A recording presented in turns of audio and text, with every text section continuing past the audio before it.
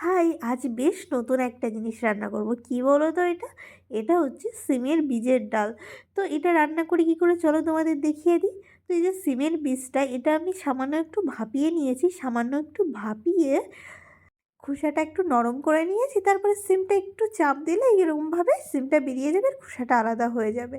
তারপর আমি ২ টুকরো আদা দিয়ে, ২টো লঙ্কা দিয়ে আর একটু সামান্য একটু ধনেপাতা দিয়ে দিয়েছি। সেটা মিক্সি করে এইভাবে একদম হালকা করে দেবো। আর সিমটা না একদম পুরো মিক্স করব না, কারণ একটু দানা দানা থাকবে। এটা খাওয়ার সময় মুখে পড়লে খুব ভালো লাগবে। সে যাই হোক, এরকম একদম পাতলা করে নেব।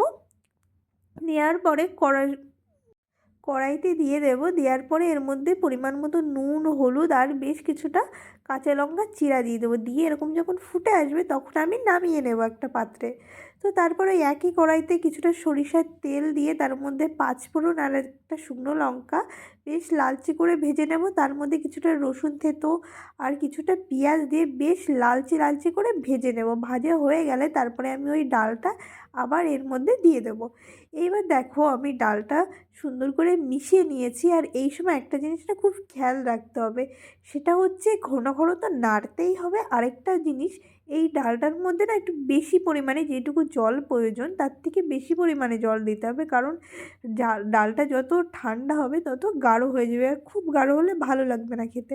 তো আমি এর মধ্যে সামান্য একটু চিনি দিয়ে এই যে নামিয়ে নিয়েছি বেশ করে ফুটিয়ে এই পজিশানটায়। তো এই দেখো, আমি এই যে খেতে বসে গেছি। দেখো, ডালটা আমার না গাঢ় না পাতলা হয়েছে, তো দারুণ ছিল খেতে।